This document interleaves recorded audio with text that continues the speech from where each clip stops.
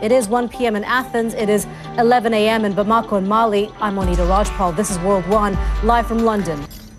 It is a deal. Greece has clinched a high-stakes debt swap. It paves the way for a second bailout of the debt-stricken country. And just in time, too, Athens was facing a potentially messy default on March 20th. Right now, Greek Finance Minister Evangelos Venizelos is hoping a news conference responding to the deal. And European finance officials could approve the final portion of Greece's rescue money as early as today. So is Greece out of the woods? And if so, for how long? CNN's Jim Bolden is with me now here in the studio to answer some of those questions. Not out of the woods at all. No. This is an important step. It cuts their debt burden in half. There's so many strict rules that they have to adhere to right now before there can be any sense of some sort of success within the country. But I would assume that they could be breathing a little bit of a sigh of relief, no? Oh, no, I agree with that, absolutely, because they needed to see, everybody needs to see somebody else taking some of the pain. So the Greek... For today,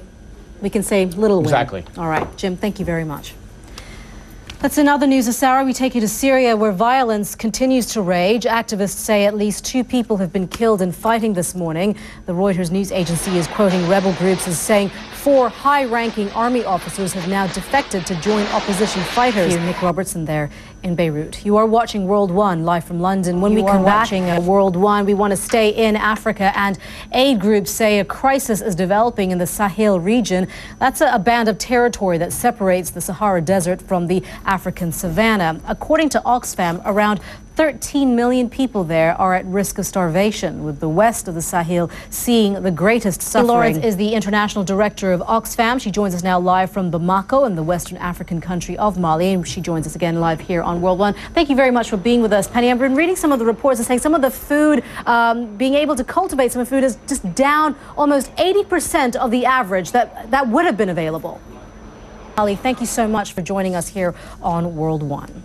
Coming up on World One, the race for a vaccine. Time is running out to stop a deadly new animal virus. There are fears a deadly animal virus in Europe could become the next mad cow disease. The Schmallenberg virus has been found in sheep and cows, causing miscarriages and birth deformities. First detected in Germany, it has now been found in the Netherlands and in the UK as well. CNN's Frederick Pleitgen joins us now from Berlin with more on this. Fred.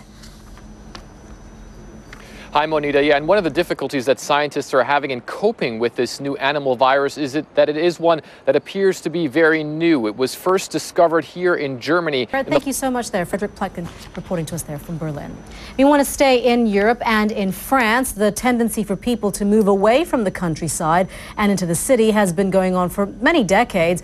One legacy of that process is places like Courbevoie. I hope I'm pronouncing that right. It's a population of 0. And now, if you have ever dreamt of owning an entire French village, this could be your chance. CNN's Jim Bitterman went to this deserted town to find out more.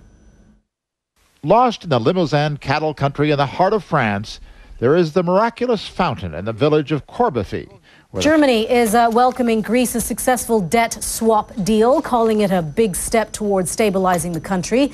Greece's creditors have agreed a plan to restructure Greek government bonds, paving the way for $170 billion in new emergency cash for Athens. Telling you earlier about a Reuters report that 4 senior officers from the Syrian army have defected to join rebel fighters. They are up against a ruling elite that's kept a strong grip on power for decades, choking dissent and stifling the opposition. We want to take a look now at how it has stayed in power for so long. Let's begin here in the top ranks. The key has been a vast and loyal security network dominated by President Bashar al-Assad's relatives and members of the Alawite Muslim community. That is the minority sect that Mr. Assad comes from. Now, we want to bring you an closer idea of what these 4 secretive agencies, and they are thought to make up the core of the Syrian intelligence. The UN says they've all had a hand in the crackdown. Well, Alawites are also said to dominate the army. Experts say that goes back to the years after 1918 when Syria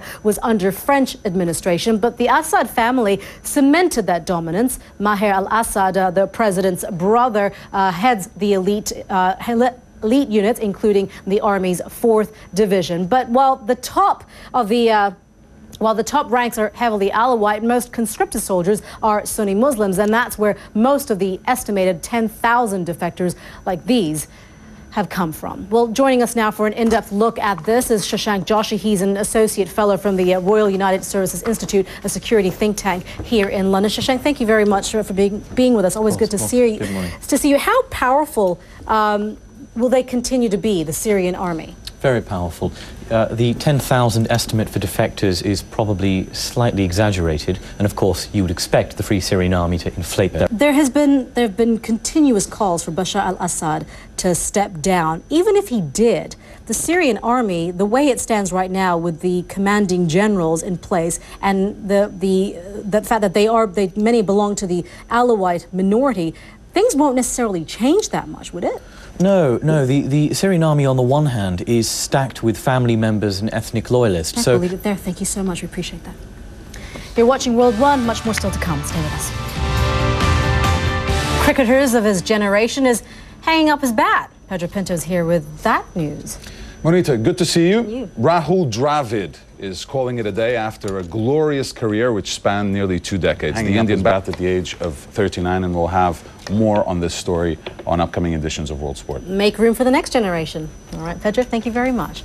The damage bill mounts in New South Wales. We're bringing the very latest on the Australian floods. Welcome back. You are watching World One live from London. Providing new amenities for the Afghan people is one of the key objectives of NATO's mission there. In one remote village, American aid workers have built a flood prevention barrier, another step in what's called the battle for hearts and minds.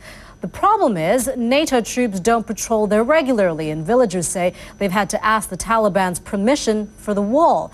And as CNN's Nick Payton-Walsh found out, they say they've had to pay the local Taliban $1,000 aid money that came from the U.S. In this tiny Afghan village, America had a wall built. Afghanistan, we take you to Australia, where drier days are ahead, but the many rivers are still high and threatening to break their banks. Meteorologist Mari Ramos is at the World Weather Center with details on that. Hi, Mari. Hello, here I am. Yes, you know what? There's still about 13 different flood warnings. Thanks a lot for that, Mari. Good thing to start out the weekend with.